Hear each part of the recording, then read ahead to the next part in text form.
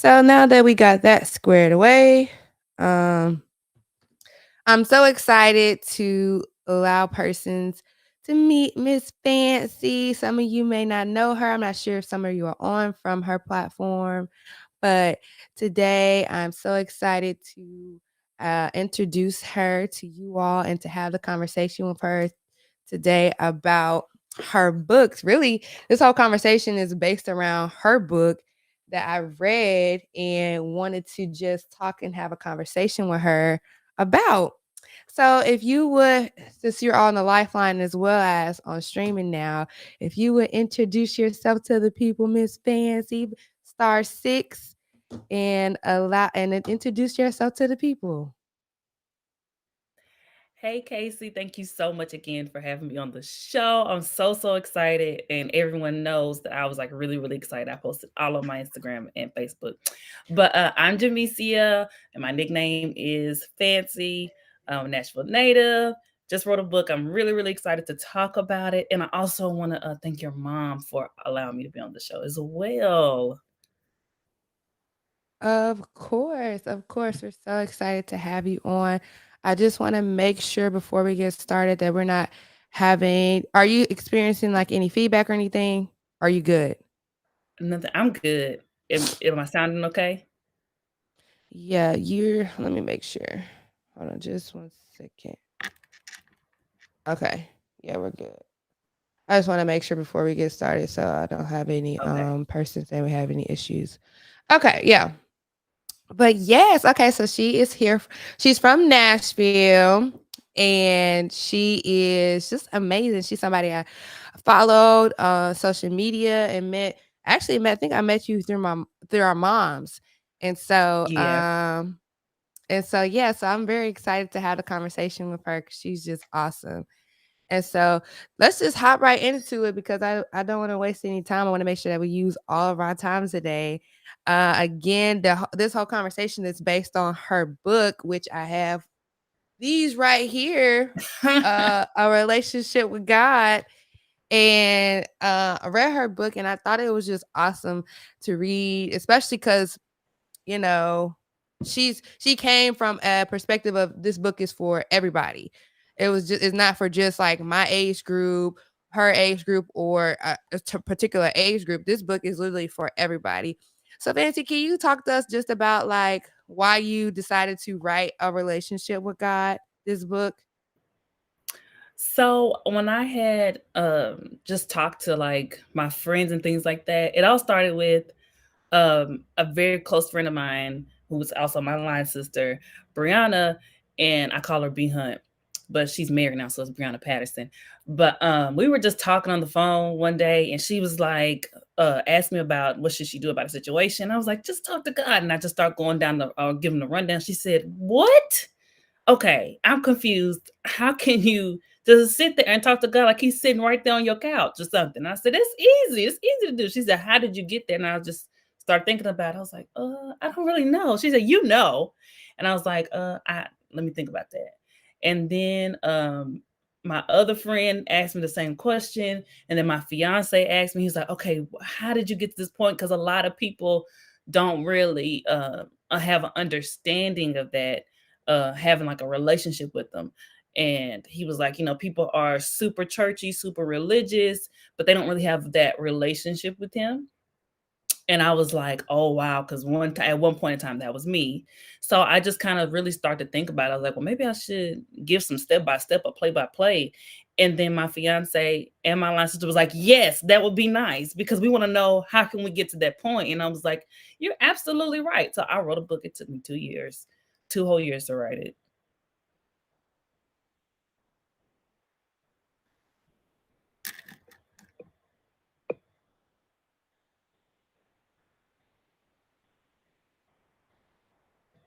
Wait a minute, Casey. I don't think we can hear you. Sorry. I'm Okay, sorry. good. I now can you hear me now? Yeah, I can hear you now. I was like, that was one of my first questions I had. I was like, I wonder how she just came up with this thought process of writing a book about having a relationship with God. And, because it's a lot of people now when we were talking, I'm like, it's a lot of people that have their own um nowadays it looks different for everybody. It looks very different for everybody, and Mhm. everybody has their own theologies now. And it was just cool to read from like your point of view, and basically just being transparent about your own journey with creating your relationship with God, and Mhm. how it was just transparent, and how it was going to be able to, just from a person reading it, how it would be easy for them to understand from your point of view. You made it seem very easy to just have a relationship with God. It was very like, this is what it is. This is what it is. And it wasn't complicated. You didn't make it complicated. It's just like, well, this is for how I did it. And it's very simple. And so Yeah. I think that was pretty cool when I was reading. And I was like, that's really cool that she made it so simple, having a relationship with God, because some people make it very hard. I feel like it's so hard to just have a relationship with God. But it's not. When you read your book, you like, it's not hard. It just is just how you do it. And so Mhm. I just also wanted to ask you, from out of this book, from writing your book, A Relationship with God, what is something that you what are the things that you wanted somebody to take away from from reading your book? What is something that you wanted persons to take away from reading your book, A Relationship with God? I would say one of the main things that I would want someone to take away is that ask yourself, especially to people who are already in the church and churched, the first question I want you to ask yourself, do you really love God? Are you scared of him? The second takeaway is um that basically God is just not this person that sits on the throne all day and just damns people to hell and punishes people. And that's it, the end. He cares about everything concerning you, even the hairs on your head, even what you eat throughout the day, what you think about, who you talk to, who do you surround yourself with, what music you listen to. He cares about everything. And it's not just a Sunday morning, go to church and let me read my Bible real quick. It is so in detail, is so thorough. He's like so thorough. And I think, for lack of better words, with our generation, we always say things like, if that person is not obsessed with me, I don't want to be in a relationship with them. Well, literally, God is obsessed with us and he cares about everything. So that's like the big takeaway I would want someone to take away from my book. Yes, and that is very, very true, and I'm glad that that was something that you had in mind when you were writing this book, because everybody could Hmm. take something from this book. It's literally for everybody. Everybody who reads this book is something that you could take away from the book, no matter what age you are. So I kind of want to get into, because we talked yesterday. We talked for like an hour, maybe 2 hours yesterday. I was just talking to her, picking her brain yesterday about just different things, and I wanted to ask her just so many different questions, because if you didn't know too, Fancy is also a PK. And so we share Uh-huh. that similarity, and we share a lot of different things in common, just because we both grew up in church. We both are PKs. And yeah, we were just having the time yesterday just talking. And so Hmm. I just wanted to talk to her too. I was asking her some different questions just about having a relationship with God and how she was able to deal with certain things. And so yesterday we were talking about church hurt, and I wanted to bring that up today, because I know a lot of people deal with that, and a lot of people have experienced that. And I know that that is something that you can overcome with a relationship with God. And she said so many good things yesterday about, how she was able to look at it from different perspectives. I was trying to see, I remember yesterday you were saying separating the art from the artist. And so we were Hmm. just talking about that yesterday. And so I just wanted to ask you that question, out of you writing this book, because you talked about forgiveness in the book and stuff like that. So Hmm. how are you able to deal with, PK, you firsthand deal with church hurt. So how are you able to, through your relationship with God, deal with those things? So, like I said yesterday on the phone, it was just me and you talking. You have to separate the art from the artist. So, in other words, people get their feelings hurt by other people, and then they take that energy and that aggression and they blame God for it, and then they get mad and they never go to church again. And it's like that same energy is just not applied with the work setting. Like you don't get mad at your boss and say, I am done working. I'm never going to work ever again in my life. That was it. And it's just like, it's like a disconnect. But you do have to separate the art from the artist. You have to understand that people are imperfect. People are going to make mistakes. And why do we demand perfection when we are not perfect ourselves? Like it's like almost arrogant to want this perfection. So when people say things like, I don't go to church because they're full of hypocrites, they're full of this, they're full of that, and it's just like, okay, well, the moment that you find this perfect church that you feel so deeply about, that you feel that it's out there, the moment you find this perfect church, it'll immediately become imperfect when you join it, because you are not perfect. To some extent, you have lied before, you've cheated, you cussed, you stole something, you've done something. You're not a perfect person, so to demand perfection is a bit arrogant. So separating the art from the artist. So a great example that I gave yesterday on the phone to Miss Kayce was um being involved in church, my parents being in ministry.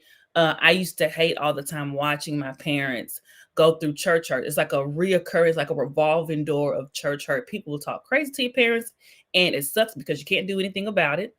And your parents won't do anything about it. And you feel like you're a kid, and I really want to go slap this person, but I can't because that's not right. But you watch people talk crazy to your parents, dig ditches for your parents, and your parents just they're hurt but they keep going. And people don't like to talk about that aspect of a preacher, because they all they want to talk about is a Yes. preacher taking up money all the time, and they want to be mad at the preacher, but the preacher goes through a lot. Okay. um the example that I recall is, I recall someone telling my mom that they didn't agree with her biblically, and they gave her a very, very, very, very, very hard time and talk crazy to her and everything, just to, look up it. It was like, I think early in the morning. Then this same person, a few weeks or months later, asked to pray. Sent a text message to my mom saying, "Hey, can you pray for us because we're having a very difficult time in our house?" And then my mom does it. I'm thinking, girl, he just talk crazy to you and say he didn't agree with you biblically. Now you're gonna go pray for him? And she's like, "Yeah, because hey, I mean, everybody needs prayer." I was like, "No, you need to get him back." And she was like, "I mean, no, because what do I gain from doing that? Like we all need prayer. We're all going through it." And I was like, "Girl, you're a good one because it can never be me." But and then it's been times where I have been hurt personally, and people have talked crazy to me in the church setting, and um, I did have to understand that this person came from a place where they were looked over. They were not placed in leadership positions, and so um they eventually got to our ministry and they became the person that hurt them, because that's the only form of leadership and authority they understood. So they repeated or mirrored what they saw being done, and remember how they felt, and then they in turn gave it to back to me, which was an easy target, because when you can't get to your parents, people trying to take it out on the preacher's kid. I was very upset with them, but I did have to understand that this is their why. This is where they came from. They've never been in any sort of leadership or anything like that. This is all they know. So it's this is not them. This is just their experience that they have went through. It's not who they are as a person. This because everyone's gonna have a different story about a person based on their experience with them. So that's what it was. Wow. I told her yesterday, I was like, even that whole thought process of thinking about it from perspective of this a person casting what they've been through onto you, and understanding that it's not necessarily them, it's not necessarily, maybe it's just what they've been through, and now they don't know how to, they haven't properly worked through that trauma that they experienced themselves. And now they may be casting their own traumas and experiences onto me, but I'm giving them grace enough to be like, I understand that you're just doing this from a past experience, and that may not be really who you are, but you may just be acting like this from a perspective of what you've been through. And so I was like, oh, that was very good. And that's very um mature of you, because I tell you, a lot of people don't understand just how much it could be at times, you know. But I see a person, oh, I see a question say, how long did it take you to get to this place? Um, so this place of like understanding, it took me a while because as I said in my book, I would hold a grudge and not think anything of it. And I'm still working on that. Like I I will cut you off and not feel a thing. I don't talk to you for years and I don't feel a thing. And we'll be in the same room and I won't even acknowledge your presence. I'll walk right past you like you don't exist. I don't feel a thing, baby. I just don't. But it took me a while to get there because again, it goes back to demanding perfection from people when I'm not perfect myself, and then also extending grace to people, allowing room for error and mistakes to be made because um God does the same thing with us. It would hurt my feelings if, once I made a mistake and God just completely stopped talking to me, shut me out, act like I didn't exist, and things like that because I made a mistake, and it would hurt. So ultimately treating people is the golden rule, treating people how you want to be treated. We've all wronged somebody before. We've all made a mistake before. And to say that you haven't is again arrogant. We've all wronged someone. I don't care what you say. I don't care how you say, oh no, I've always been perfect. I've always, I don't move funny with people. Yes, you do. You have before, whether it was with your friend, your family member, whoever, you've done it before. Even if it's with your significant other, you've done it before. But it took me a very, very long time, and I'm still working on that to um, not hold grudges with people and extend grace. So you're never gonna always just get to the point where yes, I'm completely extending grace to everybody. It's a constant growth struggle. It's a constant learning experience. I definitely can concur with that, because from my own experience, I can I can have known you for 10 years and not talk to you the next day and be fine. Just fine. I was like, I could have known you for I don't know how long, and you may leave, and I mean, it don't bother me not one bit. And that's just how I One am. bit. But at the same time, I think people could be like, wow, I mean, that's kind of cool. But I mean, when you're in a position of being a PK, people come and people go. So it's just like at Yeah, this point, I just don't care anymore. yeah, I and don't. so Right. but that's good though, to learn to extend grace to people and learn to, because I had to learn too that it could be a me problem and not a them problem, because Hmm. I always would be like, oh, well, they just toxic. I mean, I don't care. They're just toxic. But at the same time, sometimes you have to understand that maybe they're not, maybe it's not them being toxic. Maybe you're just looking at it from you may be toxic in the sense of how you know somebody for 10 years and they just don't care. Or maybe Girl. why don't you invest enough into maybe understanding or something like that. So I Yeah, had to learn from a perspective of that as well.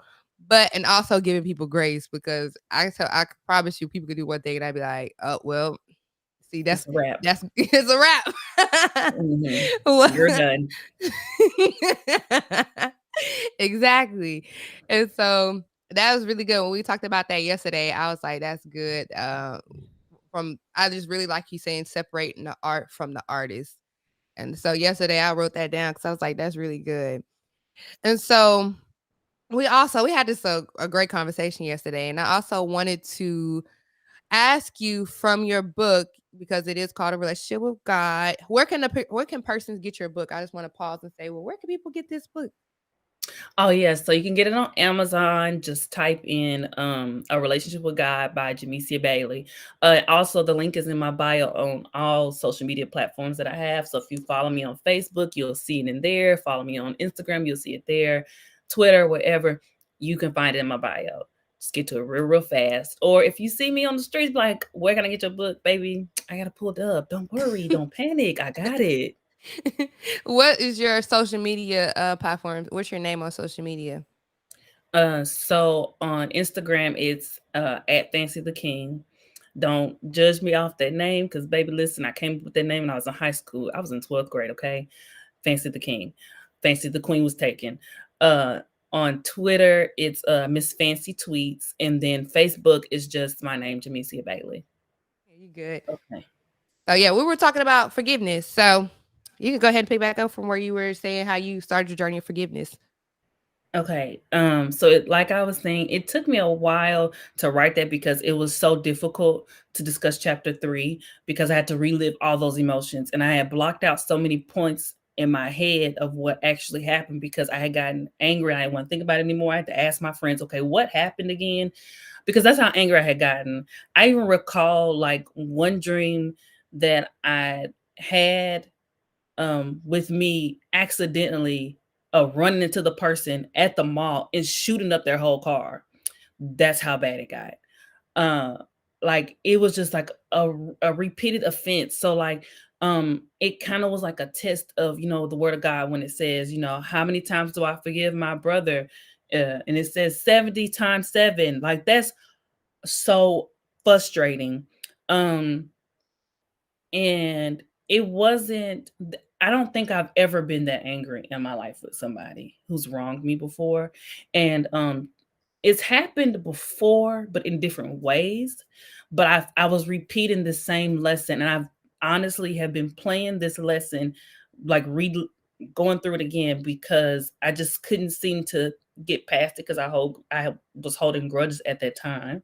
So I had to start all over from middle school all the way up into my adulthood of forgiving these people who had done the same thing to me. So it was really difficult to really work through that.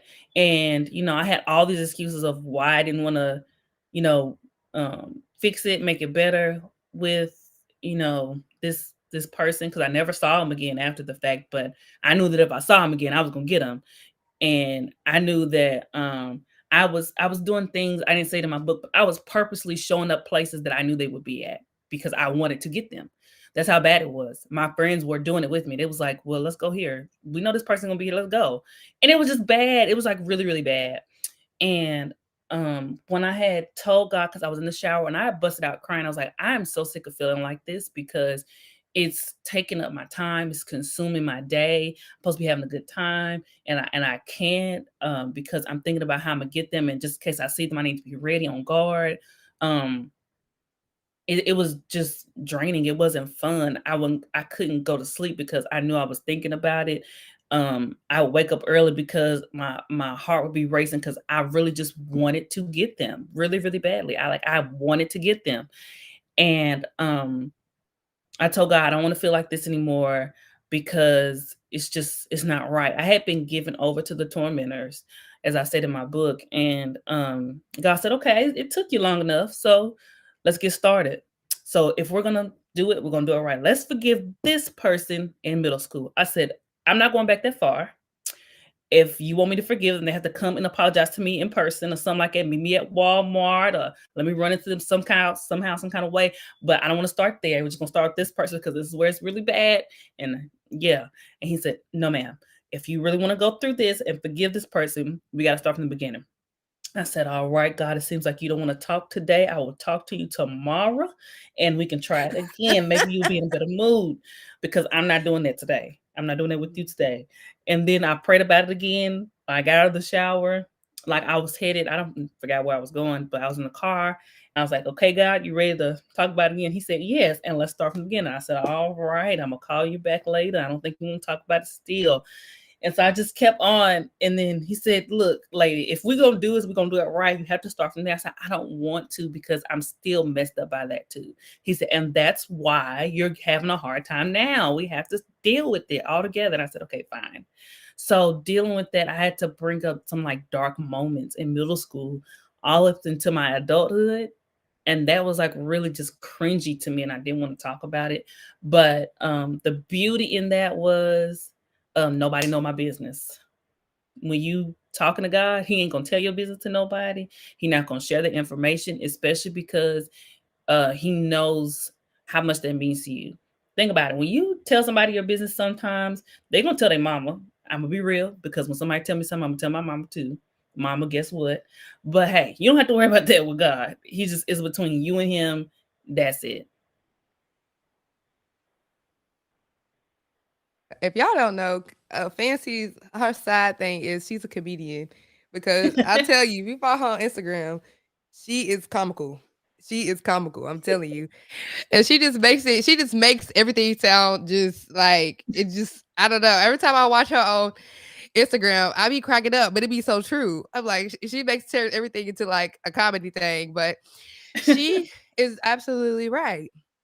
She's absolutely right when she's talking about just that whole process and how she was saying like some of us sometimes we don't want to go back to the root of the problem and we just want to start where we are, but we have to go back and figure out well what's causing all of this, why are we this way. You have to go back because those things will still come up if you don't go to the root of the problem. They will still come up. You have to go and do some real soul searching on, especially when it comes to forgiveness, because you have to really go back and really search within yourself and find, well, why am I this way? Or why do I have these feelings? And you can be to that own self be true. To that own self be true. You have to go Hmm. back and really soul search yourself and really go back and see, well, why am I having this problem? That's how we get to the healing. So when you went back and you were uh going back and figuring out why you were having these feelings or why are the root of your forgiveness journey and healing, what are some other things? Did you seek therapy? What are some other things that you did while you were going on that healing journey? So I haven't gotten to the place where I want to go to a therapist because I got pride issues right now. Mm. And I feel like I don't know. I really think I'm Beyonce because I feel like if I go to a therapist, he gonna tell the tabloids, and all my business gonna be out there in the media. And I can't have that because I'm Beyonce. No, seriously, no, seriously. I don't want to talk about that. But during my healing journey, though, I did have really, really close friends that I talked to about it, um, and they were able to walk me through it.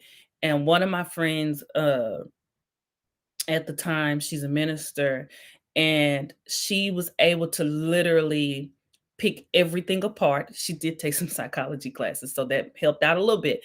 She took some things apart, and she was like, is this what's going on? What is oh my God? And she's just like peeling stuff back like a banana. She was like peeling stuff back. She's like, okay, this was going, okay, I understand that. Okay, okay, okay. Oh no, you tripping about that, girlfriend. You gotta let that one ride, you gotta let that go. Okay.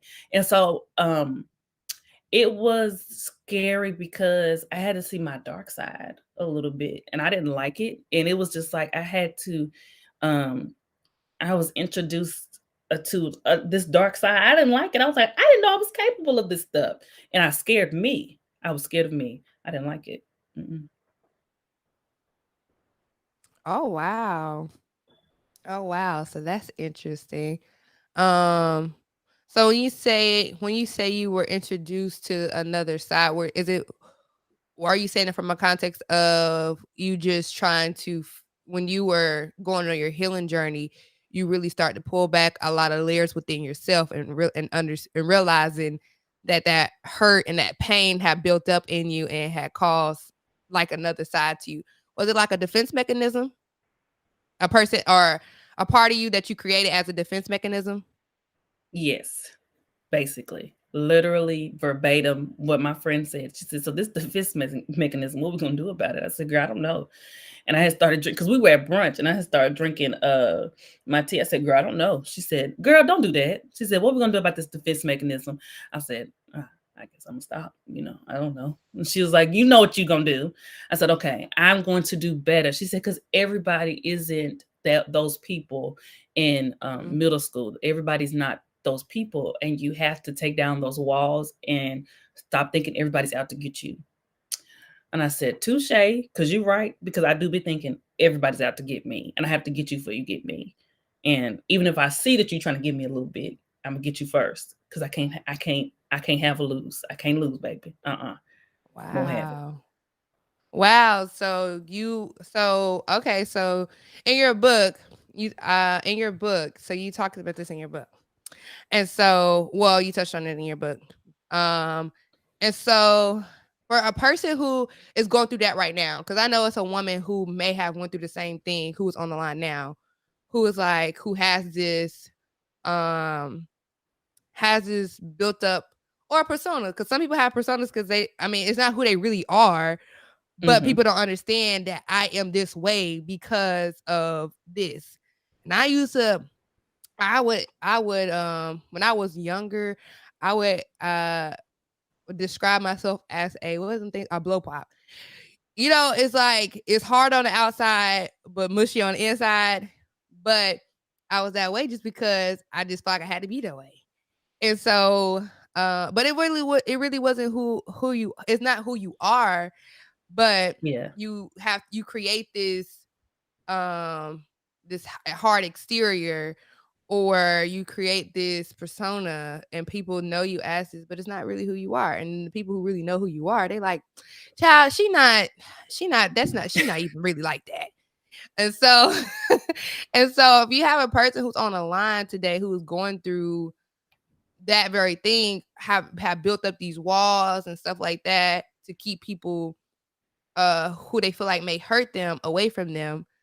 So, what would you tell that person? Because I know as you went on your journey, your healing journey, some of that stuff just has to break, and you have to sometimes just give people an opportunity to show you that no, I'm not here to hurt you. I actually care about you. So, how are you? What would you tell a person who's on the line now who's experiencing that? Um, First and foremost, with that, I almost, but by the grace of God, I didn't. I almost missed out on some really, really great people because I had built up that wall. And I know it's difficult to take down, but that's when you also have to use your discernment from God to understand who is really who they say they are and who really needs to be there versus you was right the whole time because your discernment kicked in and you was right and they really don't need to be in your life.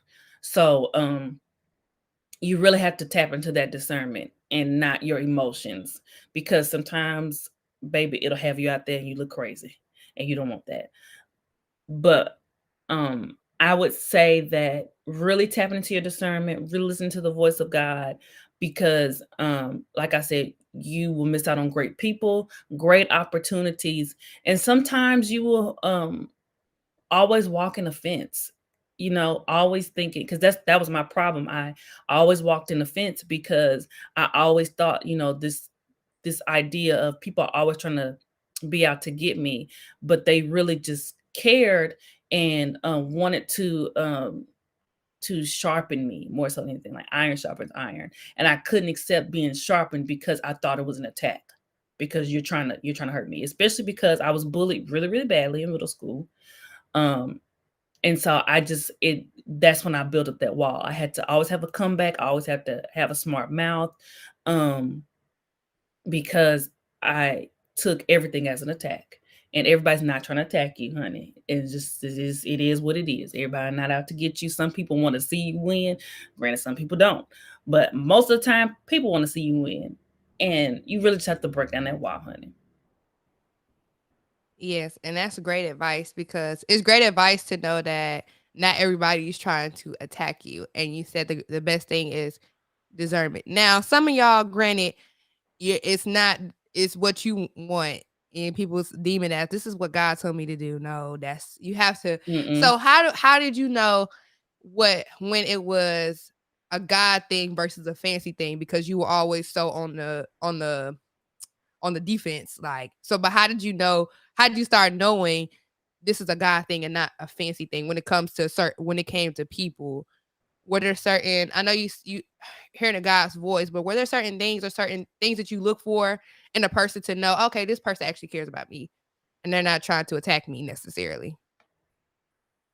Their fruit. Check their Mm, fruit.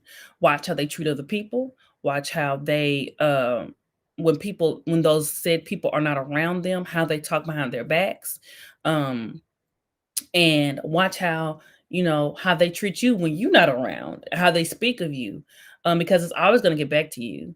Um, and one thing that I've learned, um, one example, I thought somebody had my back and I thought that they were, ride or die for me. Um, but they were always coming back with, bad news, always reporting to me. And this is when I got to college. They were always reporting to me things that people have said negative about me. So and so's talk about you, and I had to put them in their place. And honey, and they said this, and they went to full detail, and it was starting to discourage me because every day it was something that she felt like she was defending my honor and things like that, and it was always something, and it started discouraging me a little bit, and she didn't really fit in the friend group like that. I invited her to my friend group. And my friend group said, I'm sorry, but we don't like her like that. And who is she talking to for everybody to have something negative to say? And I just had to really sit back and thoroughly assess, mm, why is it that this keeps happening? So she did it again for the very last time she did it. I said, I have a quick question. Why do people feel comfortable talking crap about me to you? So what are you saying to make them feel okay? I said, because my other friends, they don't have any negative reports of people saying, nasty things about me. And then if they do, they don't come back and tell me. And they're my friends, and people see us on campus together. So nobody feels comfortable talking crap about me to them. So why do they feel opposite with you? And she got very quiet. And I said, okay, I'm starting to think that these opinions and these naysaying, especially when you can't put a name or a face with it, they're coming from you, not necessarily other people. Because I confronted two of the people she said it was doing this, and they were like, no, I didn't say that. I don't know where she got that from. Who told you I said that? And it just made me look crazy going to try to confront people that never said these things. And it's just like, um, her fruit was that she couldn't keep a friend. Her and her mom were always at war with each other. um she didn't really cultivate friendships like that. So her fruit was, she's a horrible friend. I'm just going to be honest, just a horrible friend, because she doesn't know how to interact with other young ladies, because her and her mom are always at odds. Your first friend that you should make is your mom. As a young lady, is your mom, a female cousin, a sister, a sibling, a thing like that. And she didn't have that. So her fruit showed that, she doesn't know how to cultivate friendships with women. And I should have That's just good. taken that as a sign, but at the time I didn't know that. But now that I do, stuff like that, that's your discernment. Another way to check it was, my friend, basically you let me know, she's like, hey, you would stay out of a lot of arguments, a lot of fights with people if you just watch your mouth. I said, "Girl, I didn't like that."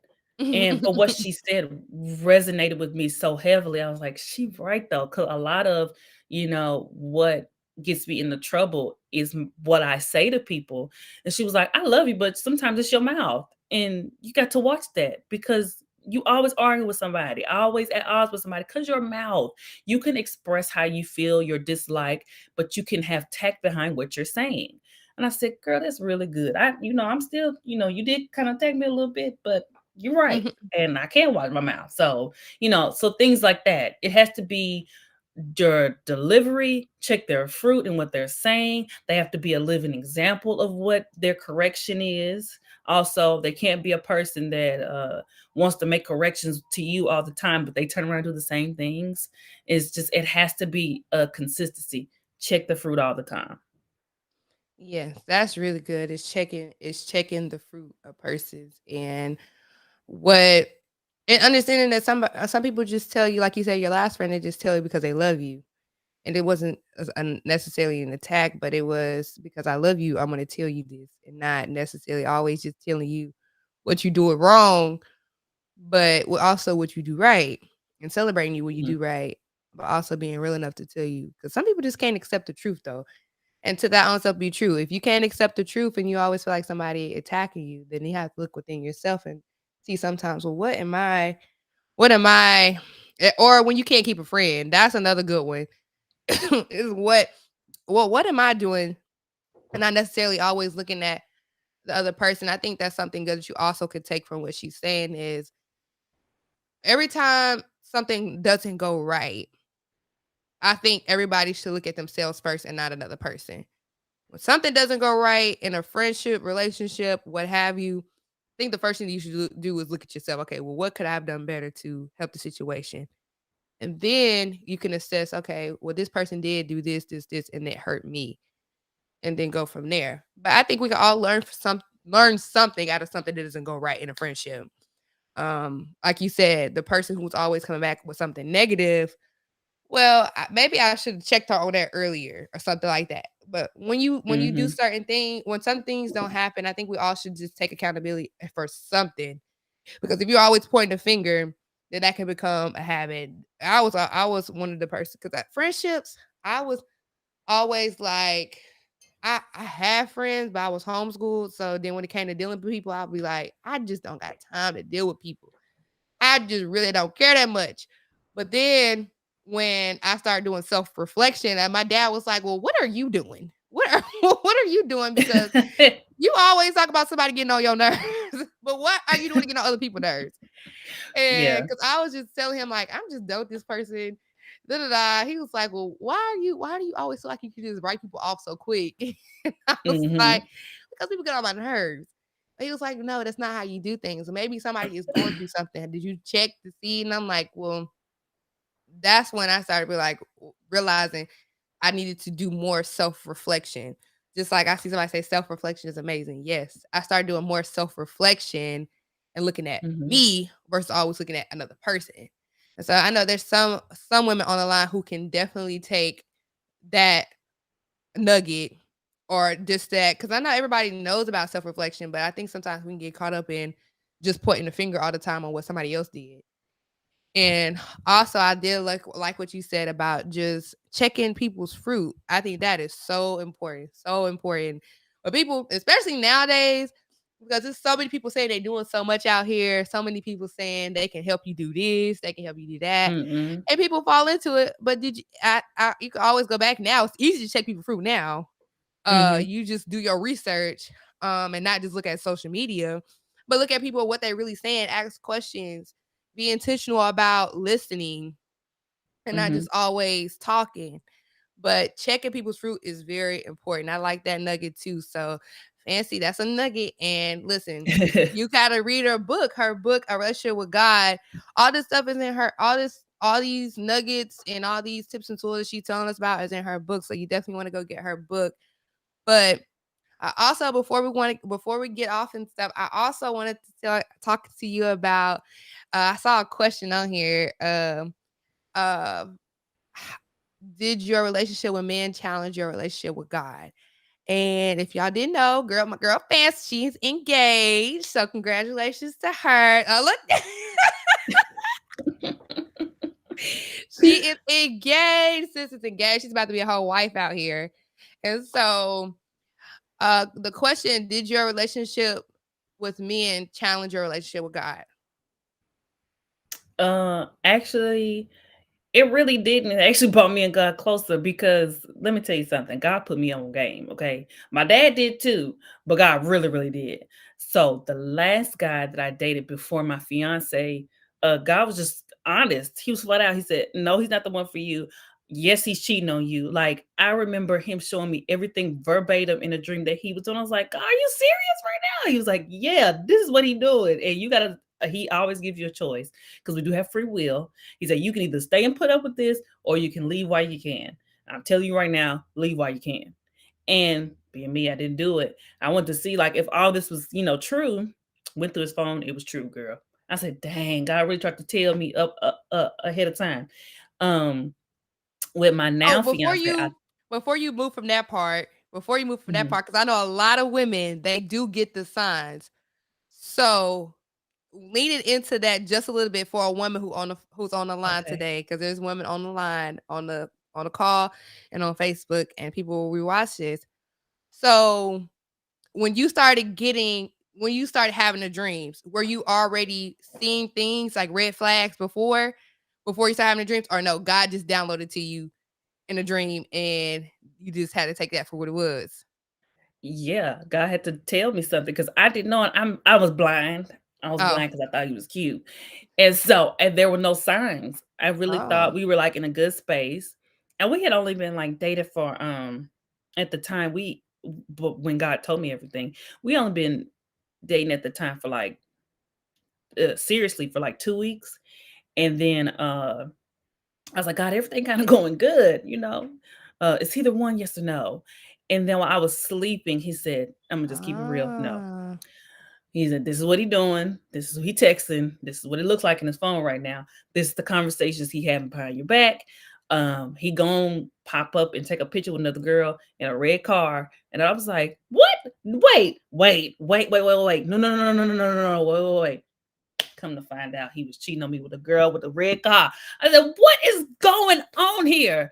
I did not see any of. Okay, well, I did because God told me, but I didn't see any of that coming. I was like, "Oh my God!" And I remember I woke up and I told my sister and about everything. She said, "I cannot picture him doing that to you." Wow.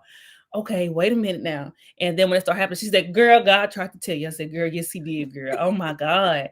And it was like really weird to the point Wow. where I was so sure of it. Like I said in my book, if God, tell me it's a couch outside, I'm gonna go outside and get that couch. And if it's not there, I'm gonna call the police because somebody stole my couch.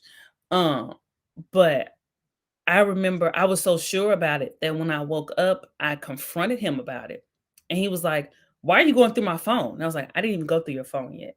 So you just told on yourself." He said, "Why would God tell you that?" I was like, "Because he just would." "What do you mean? Why would he tell me that?" He said, "But God don't care about stuff like that." I said, "Yes, he does, because my feelings are involved and you shouldn't do that." And it was just like really, really toxic. It was like really bad. But So you I oppose was the able. question of God first. You oppose the Yeah. question of so you oppose the question of, is this relationship a good relationship for me? Yes or no? And then Mm-hmm. that's when you had the dream. Mm-hmm. Okay. He Okay. flat out was like, "Nope, I'm sorry. I don't know what to tell you, but girl, no." And I was like, "Wow." I think I was more so shocked because he got right to the point. He didn't beat around the bush. It wasn't a, "Let's see what happens. You'll figure it out." It was a straight up, "No, he's not. Love him to death because that is also my child, but no, because it's what he's doing." And it was just like hard. It was like a hard pill to swallow a little bit because it was just like, I had to figure out what I'm gonna do. But I got out of it. Then I started, took some time to myself. And this guy out of nowhere just starts, coming in my DMs. I see him on campus sometimes hanging out with this dude. I was like, "Who is this? And what do you want?" And then he just kept cracking jokes with me. I was like, "What do you want?" And I was like, "You kind of funny though." And we kept talking and talking and talking. Went on a date. They went on another date and another date and another date. I was like, "God, this is fun." But God, you don't got to tell me. I know you don't want me with him. You don't have to tell me a thing because I know he's trying to play me. And God was like, "No, he's not." I said, "Okay, God, you didn't hear my prayer. I'm going to pray again because I don't think you heard what I said. Because God, I know the signs this time because we learned last time. I don't want to do that lesson again. God, I know he's playing me. I know he's cheating on me. I know he's dealing with this, that, and the third. God, you ought to tell me something." And I was like, "God, I'm waiting." And he just got silent. I said, "Okay, God, maybe you didn't hear me. Maybe this is, I need to go into a fast or something." I asked my friend, I said, "Girl, let's go into a fast." She was like, "Okay, girl." She said, "Why?" And I told her, she was like, "Okay, girl, yeah, we can fast." And then so we fasted. I didn't hear nothing. I said, "Okay, maybe this is one of those things where I need to fast a little bit longer. Maybe God didn't hear me. Go a little bit longer, go a little deep in prayer." And I remember finally, it was like loud a little bit in my ears, like maybe God got irritated a little bit. But he said, "Jamesia, he's not doing anything. He's just not. Stop looking for something. You're not gonna find nothing." And I said, "God, you'd have to be, a little bit rude with that one." But he said he only has eyes for you. He likes you. He really likes you. And I was like, "For real? I've been giving him a hard time." He said, "Yes, you have, and you need to apologize." And so I just, kind of woke up. He said, I just want to apologize, being a little crazy." He's like, "Yeah, you've been crazy." But he still want to marry me, so it's all right. It's okay. It's okay. Oh, that is so funny. Oh, so you put my man through it before before he got Just to a this little point. bit. Just a little bit. Woo. Oh, that's Just a so little bit. cute though. That's so cute. So with you all deciding to date and things of that nature? I know you said that it caused you to have a closer relationship with God. So how did that help you build a closer relationship with God through this union of you dating and getting to know this man? Um, I feel like because it's like he went in father mode a little bit. So even when, my last one, he don't want to see nobody get hurt. And so when you ask God for clarity about someone that you're dating, and this is where I don't care if you're male or female, um, if you're asking God for clarity, He's gonna give you that clarity because you asked for it and you're His child and He cares. And something that some Christians especially have a hard time understanding is that even though that person is not for you and they're for someone else, and they have maybe not the best intentions with you, etc., that's still God's child. And sometimes, especially if we're dating someone who's a non-believer, that's a tough pill to swallow because sometimes as Christians, just sometimes we can get a little arrogant and think that we're better than because we're under the care of God, and we're under the hand of God. And yes, it comes with benefits and privileges, but at the end of the day, we're all God's creations. We have to treat each other accordingly. And so it was interesting that when I asked God for clarity about the last guy that I dated, He said, no, he's not the one for you. This is what he's doing behind your back. This is what's going to happen if you choose to stay. And he's my child, yes, but I do not condone what he's doing and you need to leave. And I was just like, that's like really honest, it's just like a parent, like you do something wrong, a teacher tells a parent, this is what your child did, this is what you're doing. Say, yeah, I understand what you're saying. I'm gonna deal with them accordingly, but it's not gonna stop me from loving them and checking them and correcting them. I'm still gonna, do those things. Um, but so that kind of like applies with this. That's still God's child. He just didn't approve of me being with that guy because he didn't want to see me get hurt. But this guy that I'm with now, this man that I'm with now, God approved of it. It took some time because he had to grow me up. I had to do a lot of growing up because I was still traumatized from the last relationship because it was really toxic. My fiance was also very traumatized from his last relationship, and we had to do a lot of growing up. But with the prayers with God, it was difficult, yes, but it was a well needed growth and transition into evolving into this mature love that we have now. So that was a nobody but God, because baby, we was at your throats, okay?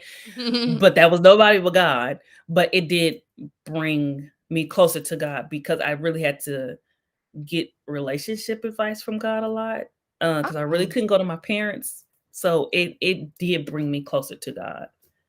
Mm. Oh, I know, we talked about this yesterday, and I wanna touch on it briefly just because I see from just you talking, I can really see in your book when you were talking about, uh, God having, feminine tendencies, like him being a mother and how, because you were just saying, like, how he just literally comforted you during this whole time, Mhm. and he was there giving you relationship advice. And so, Mhm. you know, if you really put that into perspective though, for you, how was I know you talked about it in your book, so I know you could touch on it briefly. But for you, what did that be for you during this time since you were walking through this journey with God and how he literally just comforted you through this whole process of you go healing, trying to now be in a healthy relationship, because I know how it is if you're women in general, if you come from something so toxic and something's healthy, you feel toxic. Like what's going Yeah, on you feel here? crazy. Yeah, so you literally going through this process with God and him having to literally hold your hand and be like, no, Fancy, this guy loves you. He cares about you, and I'm going to walk you through this process so that you are able to see the fullness of this. So when you touch about that in your book, so how did you come up with that in your book?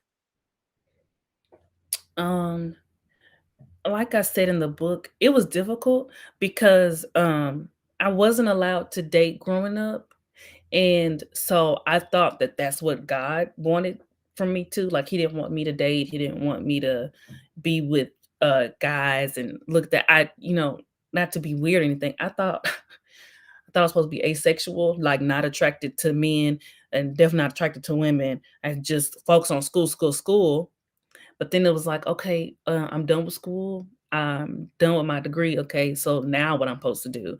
It was just like really awkward. I was very awkward when it came to dating, especially because the it was like I wasn't allowed to date, but my dad gave me so much advice on how to deal with a player, and so I was set to go, but it was just like I got all this advice because my dad didn't want me to get hurt. Um, I got advice on how to play a player basically, but I never got advice on what to do when a good guy comes along. So that was like really awkward and difficult. So basically, I didn't have anybody to go to because one, I was embarrassed that well, at the time I was 20 and didn't know how to date, didn't know what to do with myself. I told God, I said, God, I'm a little bit embarrassed and I don't know what to do. You have to help me. He said, don't worry, we got this. We'll figure it out. I said, okay. And he had to teach me how to basically act on a date so I didn't be awkward. He had to teach me like how to have a conversation uh now I want to say argue, but how to thoroughly disagree without cussing, without being condescending, without yelling, because that was my go-to thing with my past relationship. So with this relationship, God really had to sit down and like tell me like, okay, you can't do that in this one. Like the last one, ugh, I mean, I watched you do it. I did give you grace, but you really can't do that this time. You can't do all the yelling, the cussing, and getting all up in his face. You can't do that. This is different this time. You have to communicate what you're feeling and understand that you're being heard. And you don't have to cuss. You don't have to yell. You don't have to get up on his face. He can hear you perfectly fine. He don't need a hearing aid, baby. He gonna be all right. And it was just like really difficult because that's all I knew, and that was my first real relationship as an adult, was the last one I was in. And so that was a rough draft, so I thought that's just how it's supposed to be. And it was just difficult to like really navigate the waters with that. And I remember one time um um my fiance, no, we were in couples therapy for premarital counseling rather, for our wedding and things like that. And he said, I remember one day I told you I would rather you just yell at me and go off on me. And I was like, why did you say that? I didn't understand that. And the therapist said, yes, please explain, why did you say that? He said, I guess that's what I was used to in my last relationship, and so it was normal to me. I said, that's what I used to do in my last relationship. I don't want to do that again. That's exhausting. I was tired. I was hoarse. I didn't have a voice after that. You know, I don't think you want to do it again. I don't want to do that. And he said, okay, we can, okay, I understand that. I said, okay. So it was just a lot of uh growth, a lot of awkward moments, and a lot of God really trying to, for lack of better words, it was like a etiquette class on how to date when I was with Mhm. God. So basically, if I could put that into terms, it was an etiquette class on how to date with God, basically. Oh my goodness. Y'all see why I just loved her book, because I told you she makes it sound so easy, especially when you be cracking me up when you be talking about how you view God and what he says back to you and how you articulate it. He really Like, is funny. People don't know that God is hilarious, and it's just is you be looking like, oh, you cannot say that. He's like, yes, I can. I'm like, oh my God, that is awkward. Don't do that. But he has a sense of humor, really. for sure. And I definitely comes across in your book on, it's just so easy. You make it seem so effortless. Having a relationship with God is so effortless, and how he's really just like your best friend, and or your best friend, how they say a mother to the motherless, a father to the fatherless. He just everything. And reading your book, it really gives you that viewpoint on that. And so you guys, we've had a time today. We have had a time today, and I really feel like our time was well spent. I really appreciate Fancy for joining us today, talking to us about just a relationship with God, and relationships, and relationship with yourself, people, healing, all that, forgiveness. She really has been a blessing today, and I really just appreciate her for coming on, being transparent and talking to us, and really just being transparent and all that good stuff today. So I was trying to make sure she was good.